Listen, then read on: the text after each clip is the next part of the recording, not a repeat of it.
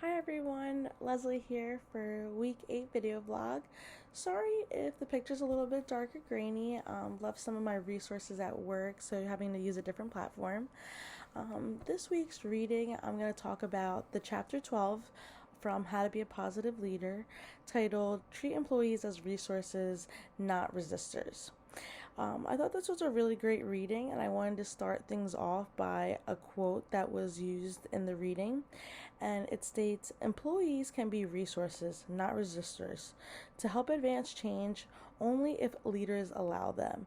So, what this chapter was really about was the influence of leaders and how they can make their employees be useful resources and allow them to know that to allow them to prevent themselves from having limitations within change and to be resourceful in what they do and how they approach things.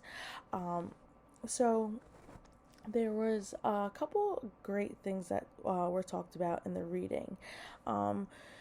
Treating employees as resistors to change can actually As resistors to change, leaders can create a self-fulfilling prophecy that turns them into resistors. We need to think as employees as valuable resources to help them initiate and implement change as well as in a positive way. Turning employees into resources for changing.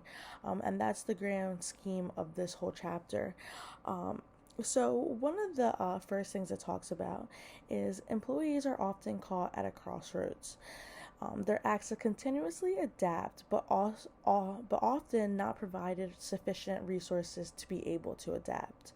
So, in that, my first question is, have you ever been in a situation where you were involved in an organization where you felt a lack of resources? How did you adapt to that? And did it affect your work and how you were able to do things? A lot of times they say that leaders feel limited to resources, or employees feel like they can't do much because they don't have things available.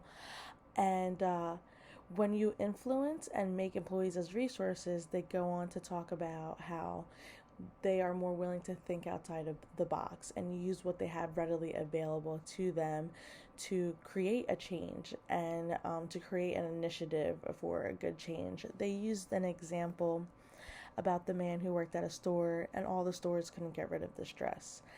And, he went ahead and cut off the sleeves. So it doesn't have the title in his career as a designer, but thought this change and turning into this beachwear would be a seller. And it was a successful seller. So he was able to adapt and create a change in a great magnitude with the resources at hand. So there's three strategies that they talk about and three practices in this chapter. The three strategies are cut off the straps, storytelling the big picture and benefits, and integrate self-affirmation with doubt. And then, like I said, there were three practices. Practice 1, foster ownership and experimentation. Practice 2, focus on the big picture and the hidden benefits. And practice 3, remind employees of their capabilities, but also the urgency of the situation. And so that goes actually into my second question.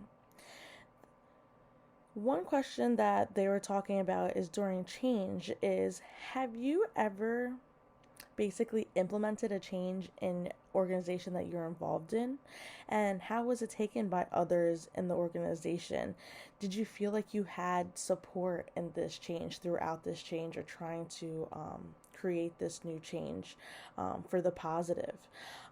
And really why I talk about that is because that's why I think practice 3 is so important, reminding employees of their capabilities. It states employees often get discouraged because leaders not only write off their potential contributions to change, but also label them as counterproductive. Seeding mild forms of doubt, such as gentle reminders about the severity of an organization's challenges, alongside strong reminders of the valuable resources employees possess, helps employees view themselves as important and also motivated and contribute to change. So, reminding employees about their knowledge, their experience, and values can help interpret themselves as resources and being a key component, and in turn create, optimal functioning and productivity and have the ability to adapt to change in an organization. And I think sometimes big organizations can tend to forget about that. And I think that's super important. I always make it a point to always point out people's good attributes and the things that they're doing positively, because I know when I get that and I encounter that, it really, is fulfilling, and it makes me want to work harder and be a better version of myself for others. And so I really, really liked that practice. So this was just like a really great reading. I really enjoyed it and really had a lot of takeaways, and it helped me remind myself that in the future, to value employees and always be valued and make sure that I am considered a resource.